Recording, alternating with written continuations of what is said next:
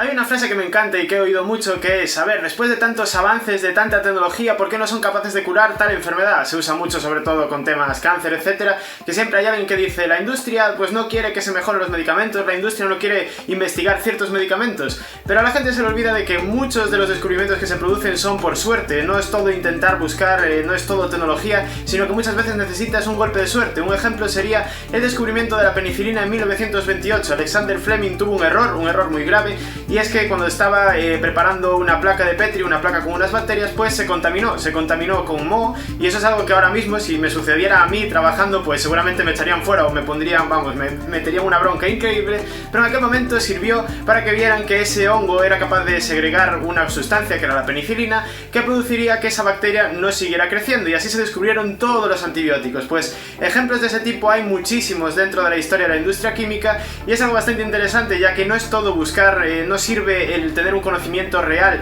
de cómo funcionan las moléculas, sino que muchas veces hay que tener un golpe de suerte, y aquí os pongo 5 ejemplos de golpes de suerte que fueron muy interesantes.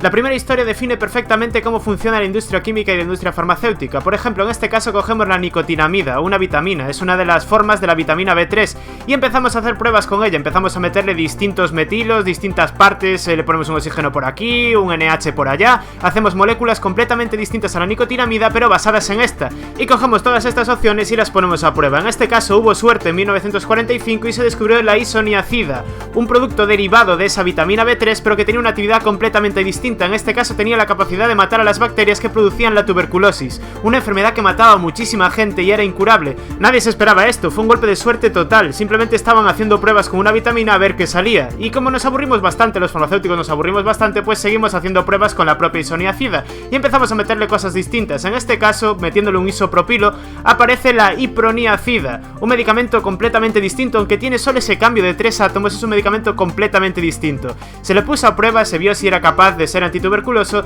y descubrimos que no servía absolutamente para nada en cuanto a la tuberculosis, era mucho menos efectivo que la isoniazida, pero tuvo un efecto secundario muy curioso que llamó la atención de los que estaban haciendo ese estudio clínico, y es que la iproniazida no curaba la enfermedad, pero los enfermos que estaban tratados con iproniazida estaban inusualmente felices. A ver, tener en cuenta que la tuberculosis era una enfermedad grave, que la gente pensaba que iba a morir y que además estaría meses en el hospital sin llegar a saber si se curaría o moriría, así que normalmente la mayoría de la gente tenía depresión aunque estuviera siendo curada. En el caso de los que estaban siendo tratados por iproniazida, no estaban deprimidos, eran felices aunque se morían, y así se descubrió el primer antidepresivo de la historia, la iproniazida. Este medicamento aumentaba los niveles de serotonina y noradrenalina en el cerebro y hacía que la gente no se deprimiera. Así se descubrió cómo funciona la depresión, a partir de este golpe de suerte. Otro ejemplo más moderno de medicamento con efectos secundarios inesperados es el sildenafilo. Cuando se planteó, se esperaba que fuera un buen vasodilatador, ya que se conocía que se unía a una enzima que se llama fosfodiesterasa 5 que producía vasodilatación. Eso es lo que se esperaba antes de los estudios clínicos.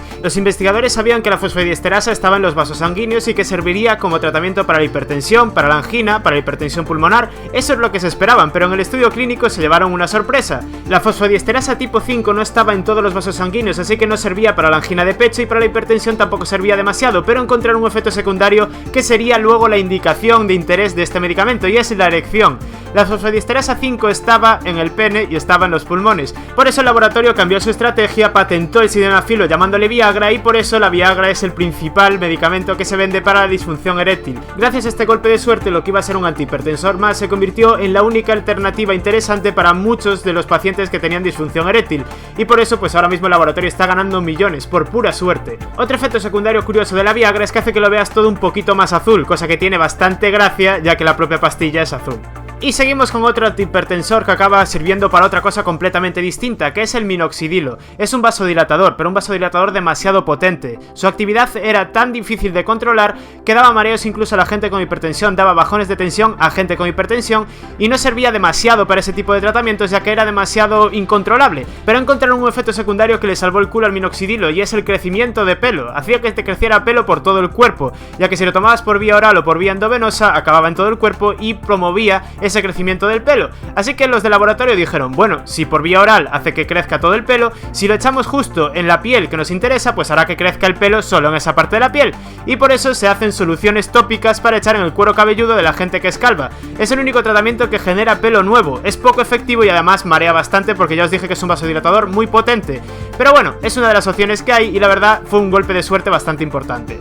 Y por último nos quedan dos ejemplos de enfermedades que no tenían cura posible, pero que por suerte se encontró un tratamiento así por chiripa, simple chiripa. Un ejemplo es la diabetes insípida.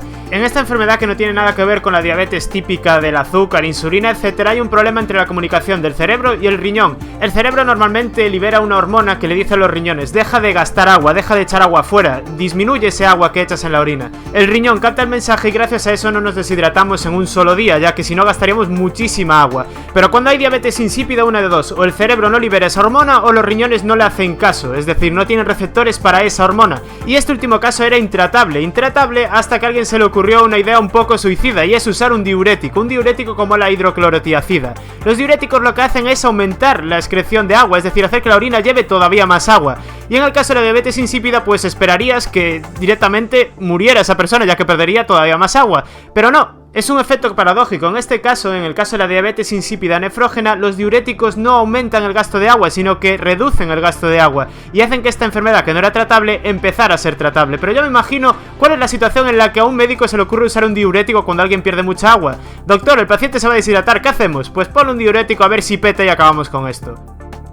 Y por último, mi favorito, el efecto paradójico por excelencia, algo totalmente inesperado que se produce cuando tratamos el trastorno de déficit de atención por hiperactividad o TDAH.